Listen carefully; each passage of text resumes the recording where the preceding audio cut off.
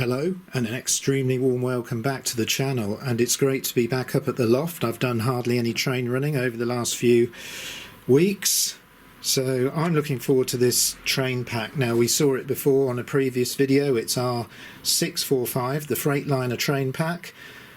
Now, normally on these videos where I run train sets, when we get to the last one that we've seen, I select two more. Well, I've just physically not had enough time to get a couple out to show you, so I'll do that in the next video. But today I do want a short running session, and I really think this is going to be great fun running at a scale speed around the Super 4 main lines. But to do that, I need to just slightly modify this excellent Hymek. The R.645, the early version, only picks up from the power bogie. You can see the wheelbase is quite short, and you do often get a hesitation or a stutter over points and diamonds. So I just use an off-the-shelf, easily available custom pickup, which you can buy in packs. I substitute the original nylon wheels with some metal wheels, and I just drill a small hole, about 0.4 of a mil, and I use a track retaining screw to just hold the pickup in place. Now, I had an excellent comment the other day. Someone said maybe use nuts and bolts, they don't like self-tappers. Well, I totally agree, nuts and bolts are great. But the reason I stuck with the self-tapper in this is because it's kind of self-tightening. It just goes so nicely into the nylon and nips the pickup down and nothing moves. But everyone, you know, you can use whatever medium you want. Nuts and bolts, a little bit of glue. I don't really like suggesting glue, but maybe if you didn't want to drill a hole, you could use a hot glue or some sort of glue that would just click off the original moulding when you finish with it. But for my point of preference, it's a hole. I can reverse this, I can put the original wheels back in, take the pickup off. I know there is then a hole left in the bogie, but that's probably acceptable for you know, it's not sealed in the box, it's not absolutely immaculate, it's a train that's been enjoyed and used, so I don't think it's too invasive. The original rivet is a great place to thread the wire through. That comes along. I've secured it with a little bit of tape just there to stop it flapping around, and soldered it to the TV suppressor. Well, I have just put a small amount of oil on the motor, so I need to get this back together because I'm looking forward to some realistic slower running on the main layout. So I'll be back with you shortly, and let's just see how it all goes.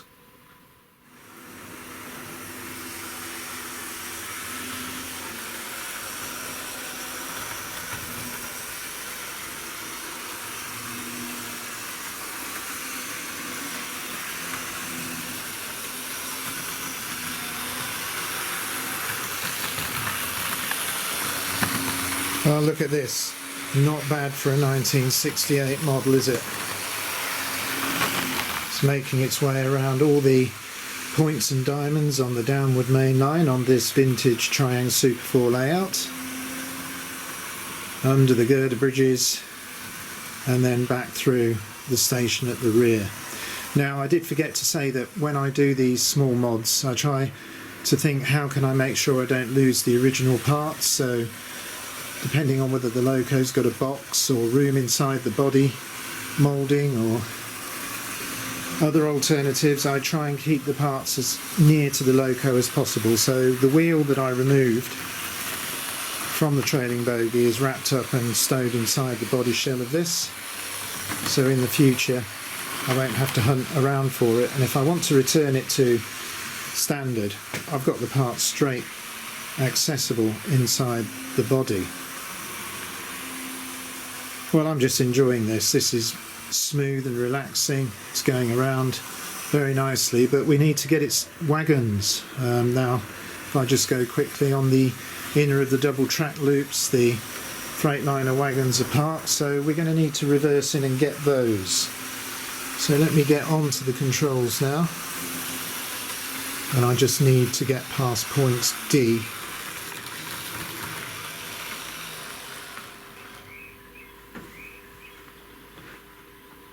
Right, well, I'm just going to set points D to straight, and all being well I'll be able to reverse this Hymek in and couple up to the 3 Freightliner wagons now. I don't like coupling up on the curb, so I've got it on a straight section. Lovely. I think that's coupled together successfully.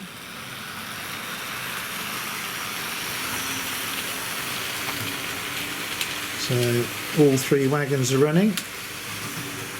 Perhaps a little fast, so I'll just reduce the speed slightly. And let's see what they look like going around the main line. Imagine what it must have been like getting this train pack as a gift. Impressive looking models to add to your layout.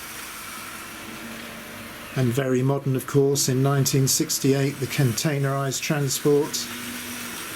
And I bet anyone who got this would be looking in the catalogues at the superb big yellow Freightliner crane. That is an item that I don't have, so maybe I ought to think about sourcing one. It would look really good somewhere on the layout. I do have several parts for one, but not a complete item. Now this rolling stock's got nylon wheels, pinpoint axle, but nylon wheels, and they make a really quite nice noise. A little bit of rocking from 1 or 2 of these wagons, but I think because they've been run for a short time by the look of it, they don't look like they've seen a huge amount of track time. They're still relatively new.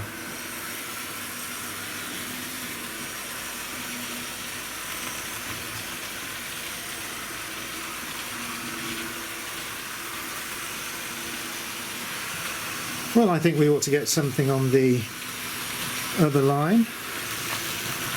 So I'm going to go and have a hunt around and maybe see if I can find a pair of coaches that I got recently, and we'll run the Spitfire. So just bear with me while I have a hunt around for the new items that I got the other week. Right, well, the Freightliner's still going beautifully, but look at this. Some items that haven't featured on this channel yet, so I'll talk about them properly in an upcoming video. But there is the Spitfire, a slightly newer item for the layout, a couple of Hornby coaches in the similar livery, and some Triang Pullmans. So altogether they make a really impressive looking southern service. So I'm going to try and get this moving now. I really do like the green, the malachite green of the Spitfire. And I'm just going to bring this slowly up to a semi-express speed.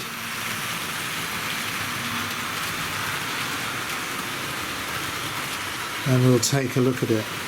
I'm really looking forward to sharing with you these models in a bit more detail.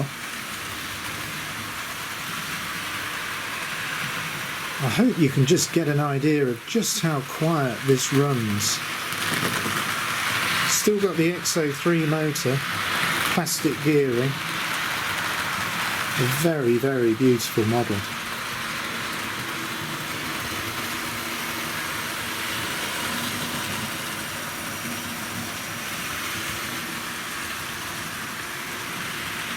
I think in an upcoming video it would be great to compare this to the older Triang Winston Churchill, and in fact if you just look, the Winston Churchill is parked just there, just waiting for a train to be marshalled. So whether it's in the next video or the one after, but fairly soon, we'll get these two Battle of Britain class locos running together, and it's quite topical because hopefully I'll soon have an update on the body shell I'm refinishing.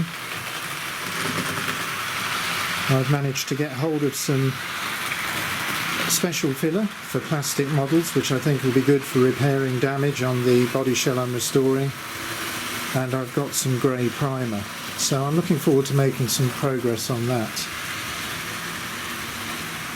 Also in the next video I hope to show you a couple of train sets so we can perhaps choose what you'd like to see run next on the train set table. Well, it's been a bit shorter this week, but I hope you've enjoyed seeing the Freightliner set, the small modification to the Hymek, and I hope you've liked a first glimpse of this really nice smooth running Battle of Britain Spitfire.